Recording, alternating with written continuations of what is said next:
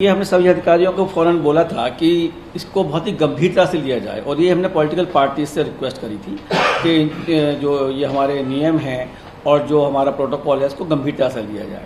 और जहाँ जहाँ भी वायलेशन पाया गया उनके खिलाफ एफआईआर फाइल की गई और मैं बताना चाहूँगा कि रफली 2270 FIRs have been filed for violation of Covid violation norms as well as MCC violation in all the 5 states.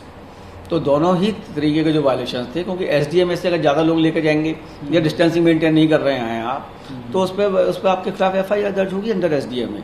और वो फाइल हुई है 2271 एफआईआर फाइल हुई हैं जिनके कि आगे मुकदमे चलेंगे। इलेक्शन कमीशन की सभी पार्टियां बराबर हैं और कहीं पर भी अगर एमसीसी का वायलेशन होगा तो कमीशन फौरन ही एक्शन लेगा और यही हम लोगों का ध्येय रहा है कि इलेक्शन निष्पक्ष हो, इलेक्शन में सबको लेवल प्लेइंग फील्ड हो, कोई भी गलत बोलेगा उसके खिलाफ कार्रवाई होगी। और हमने आई एम वेरी हैप्पी कि आपने इस चीज़ को उठाया है कि हमने सख्त कदम लिए हैं और सख्त कदम लेने चाहिए। इसका फीडबैक बहुत अच्छा हुआ है क्योंकि देखिए ये एक सुप्रीम कोर्ट में एक पिटीशन फाइल की गई थी कि बहुत ही क्रिमिनल एंटीसीडेंट के लोग इलेक्शंस में आ रहे हैं, तो सुप्रीम कोर्ट ने कहा कि भाई ये एक इंश्योर किया जाए कि कैंडिडेट्स की जो पृष्ठभूमि है, आपराधिक पृष्ठभूमि, ये सभी वोटर्स के सामने आए। तो इसलिए कमीशन ने एक ऐप बनाया दिस नो योर कैंडिडेट है और उसमें हमने कैंडिडेट जो भी आपराधिक छवि के भी थे और बाकी लोग थे सबका उसमें डेटा डाल दिया और आपराधिक छवि वाले सभी का उसमें नाम पड़ा हुआ है, जिससे सभी लोगों को ये मालूम पड़ जाए कि आपराधिक छवि के कौन कौन कैंडिडेट हैं। उसके बाद एक वोटर की चॉइस है कि क्या करेगा या क्या नहीं करेगा। और मैं बताना चाहूँगा कि रफली जो 6900 कैंडिडेट थे फ्रेम में और उसमें करीब 1600 and odd are person from the criminal antecedent,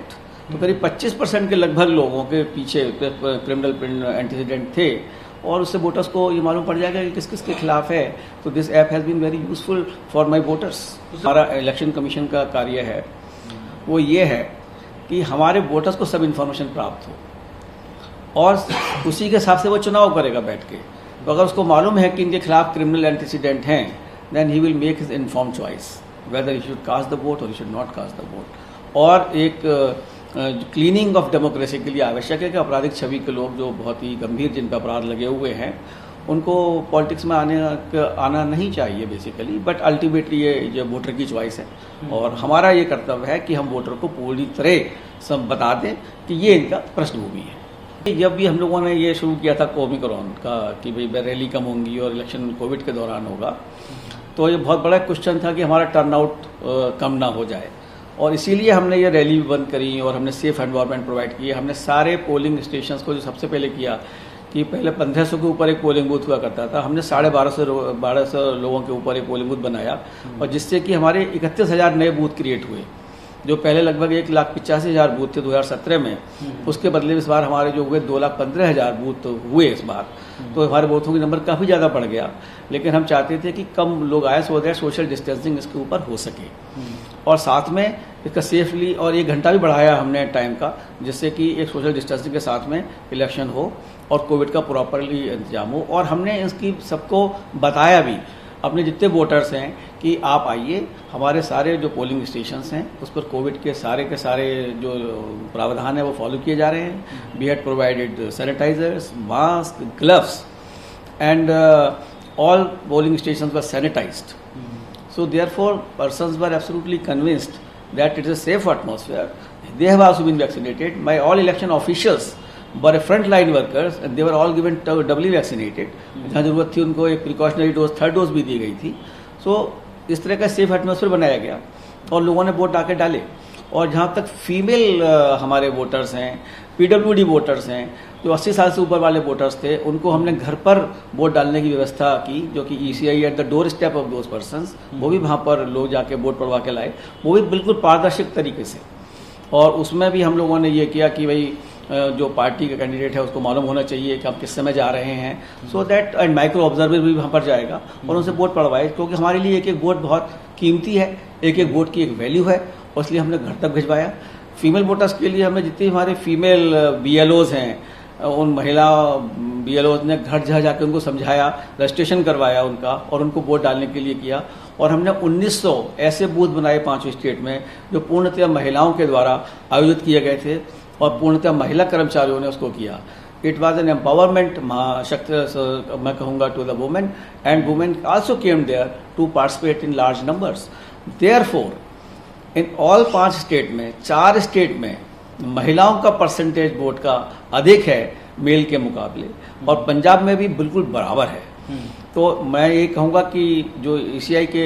जितने भी प्रयत्न रहे इसमें, कहीं पर भी हम लोगों ने कम नहीं होने दिए अपना वोटर परसेंटेज, और महिलाओं का, PWDs का, यंग वोटर्स का काफ़ी इसमें सहयोग रहा, और they had come in large number to cast their votes. उनको हर एक का ध्यान रखना पड़ेगा, और ultimately now they are the determining factor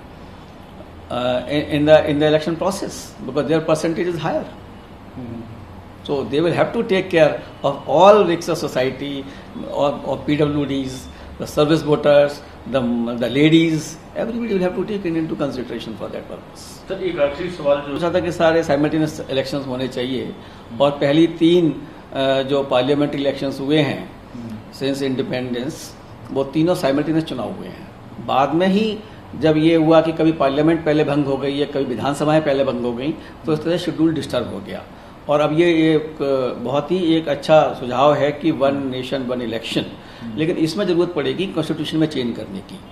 तो जो विधानसभाएं बीच में जिनका कि कार्यकाल, सपोज 2024 में इलेक्शन होना है,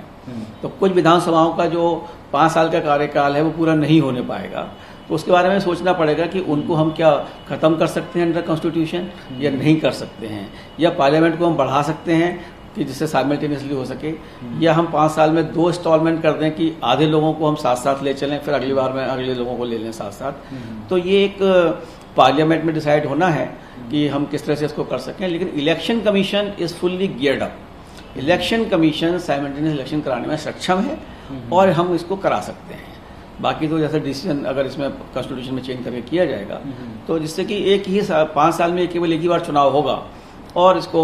एक सुव्यवस्थित ढंग से अच्छी तरीके से करा जा सकता है कि हमेशा लोगों को इनकन्वीनियंस ना हो।